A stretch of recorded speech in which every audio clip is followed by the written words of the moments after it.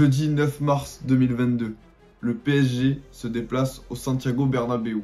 Au programme, le 8e de finale retour de Ligue des Champions face au Real Madrid. Victorieux 1-0 à l'aller, les Parisiens sont en ballottage favorable et ils devront faire sans la règle du but à l'extérieur supprimée cette année.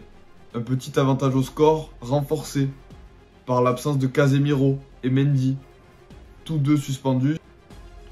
Au match aller, Paris a enfin élevé son niveau de jeu. Mbappé surnage, décidément cette saison, il l'a bien prouvé. Et il sera finalement présent ce soir, malgré une pseudo-blessure déclarée la veille.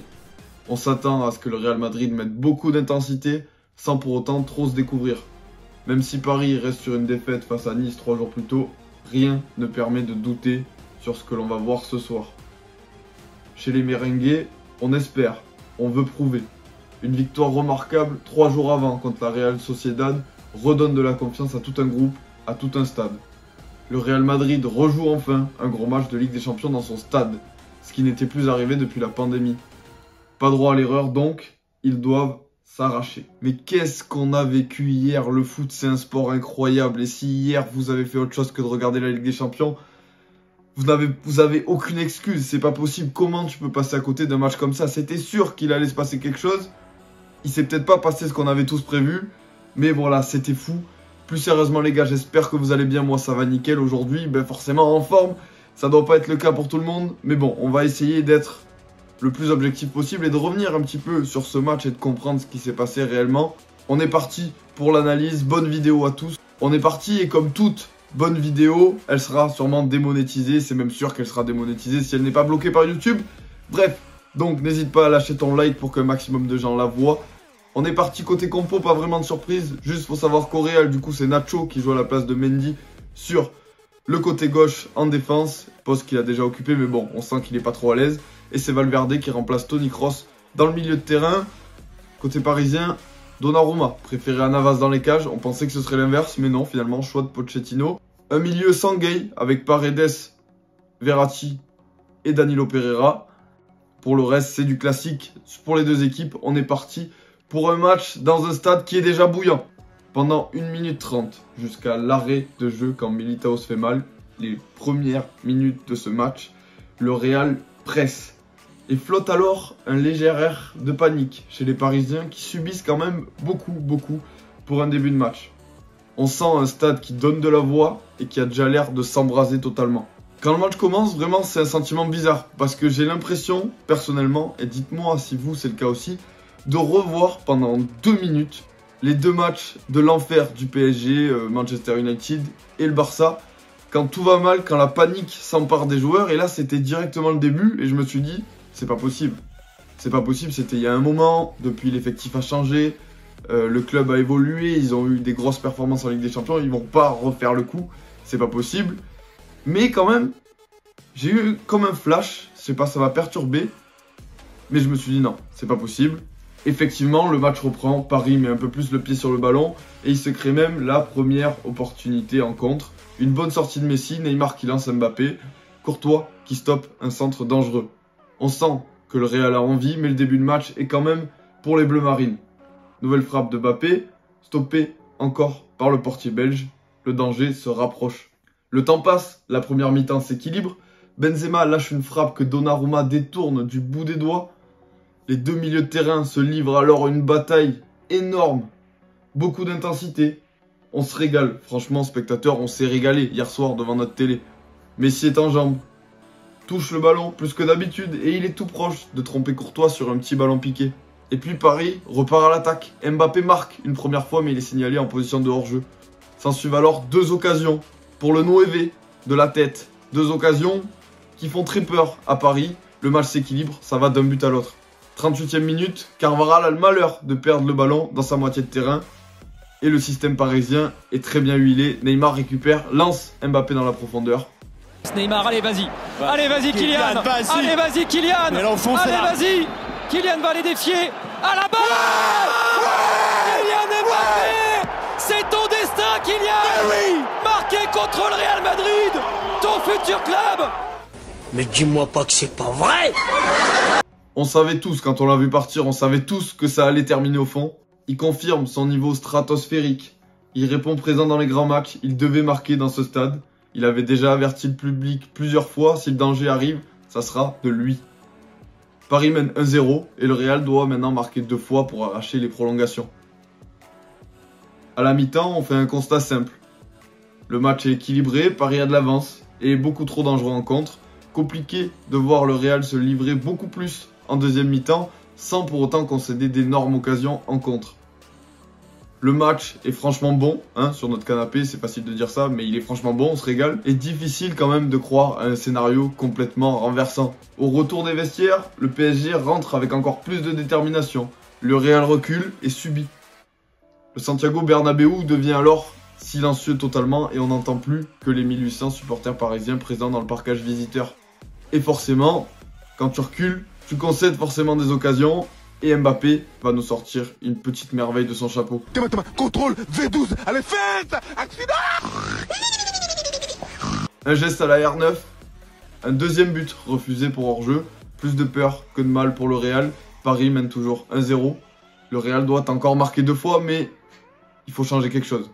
Et suite à cette action, Ancelotti comprend bien qu'il y a un problème dans cette reprise de la deuxième mi-temps, et c'est là qui va faire la différence selon moi. Double changement. Sortie de Toni Kroos qui était diminué et incertain pour ce soir. Entrée de Camavinga qui a fait un excellent match contre la Real Sociedad. Il va occuper la pointe basse du milieu pour laisser Valverde et Modric se projeter, même si on va voir que Camavinga va pas hésiter à monter. Et deuxième changement, Asensio qu'on a trouvé assez transparent, je trouve qu'il a raté beaucoup de contrôle ce soir.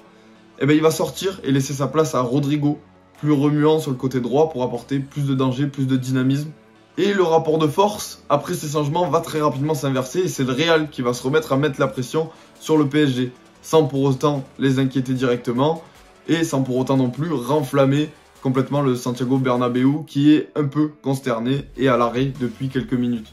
Le pressing s'intensifie, le Real court beaucoup dans le vide quand même parce que les Parisiens font très bien circuler le ballon, mais voilà, à la 60e minute, Paris craque.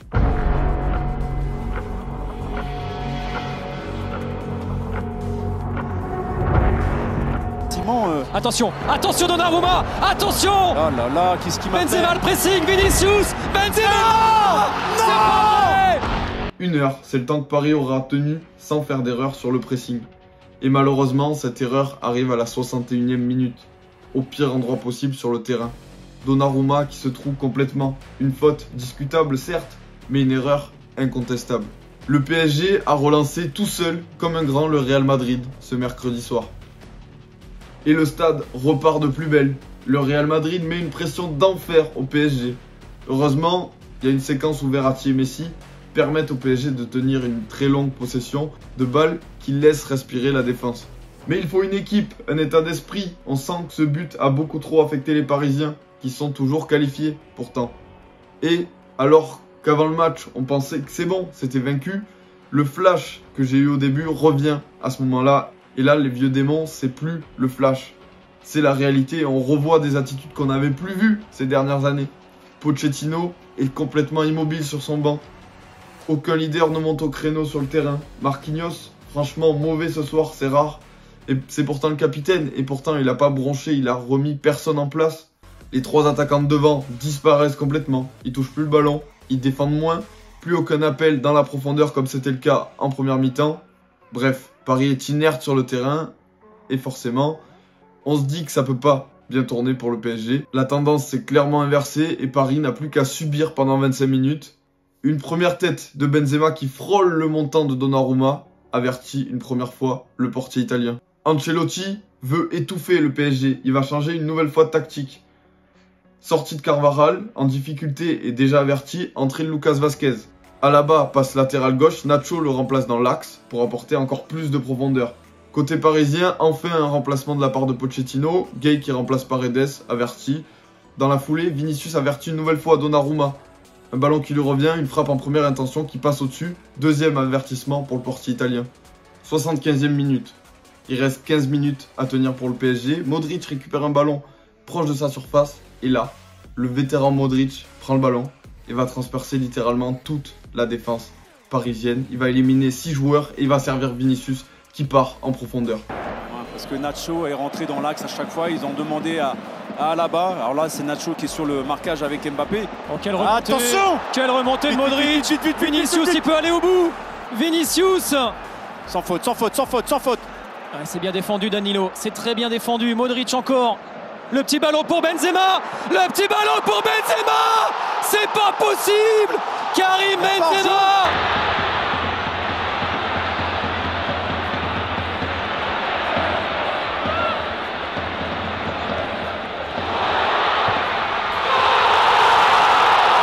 Égalisation de Karim Benzema, c'est la folie au Santiago Bernabéu. Le stade explose. Quelle action! Le Real Madrid est revenu. On se demande ce qui va se passer maintenant. On voit les regards parisiens, des regards qui ne trompent pas, les vieux démons. Ça se regarde, ça baisse la tête, ça se gratte déjà le visage alors que le match n'est pas fini, qu'ils sont même pas éliminés. Et ça commence déjà à chercher des excuses, on a l'impression. La tête est baissée pour tout le monde. Pochettino ne communique pas, plus de changement. Bref, on imagine le pire. Et le PSG se remet à jouer. Engagement, ça se fait des passes toutes molles, sans vitamine. On sent vraiment la peur. On sent la peur. Et la peur n'amène rien de bon sur un terrain de foot. Engagement, passe molle. Modric, encore lui, il récupère le ballon. 5 secondes après, 5 secondes. Comment tu peux perdre la balle au bout de 5 secondes sur un engagement? Il récupère Vinicius, qui a déjà traversé tout le terrain. Eh ben, il sert Vinicius. Vinicius face à Marquinhos. Crochet, Marquinhos intervient, dévie le ballon circule dans la défense parisienne, ça se regarde, et là Benzema arrive avec beaucoup plus d'envie, beaucoup plus, il rentre dans le ballon, et forcément... Il temporise, il fixe. Oh là là, c'est pas possible. Vinicius, faut intervenir Marquinhos, Benzema. Mais c'est incroyable. Mais c'est quoi cette histoire? C'est pas possible. Le ciel est tombé sur la tête du Paris Saint-Germain. Pendant ce temps-là à Paris.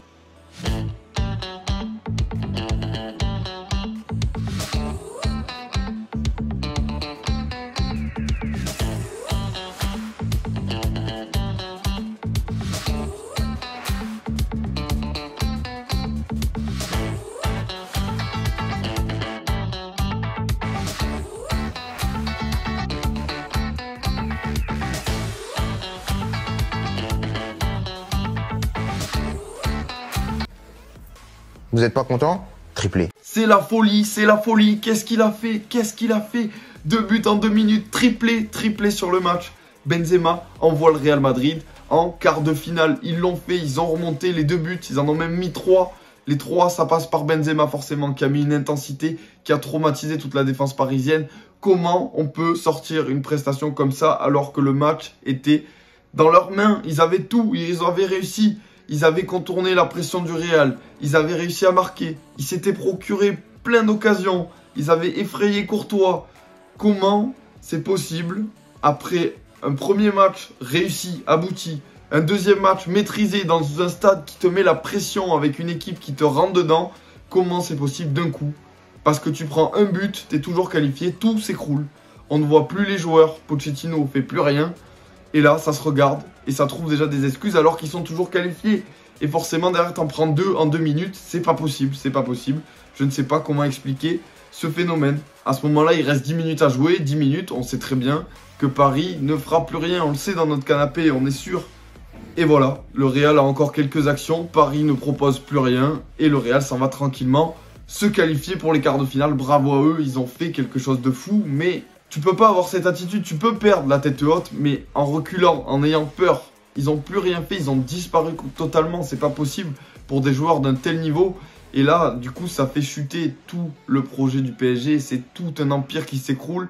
Un club qui s'était rebâti après des gros échecs sur des fondations qui étaient encore cassées. Et là, tout s'écroule, de tout en haut jusqu'à tout en bas. Ce qui va se passer à la fin du match, on n'a pas encore les informations de qu'est-ce qui est vrai ou pas. Mais il semblerait qu'il se soit passé des choses entre Leonardo, Nasser, les arbitres.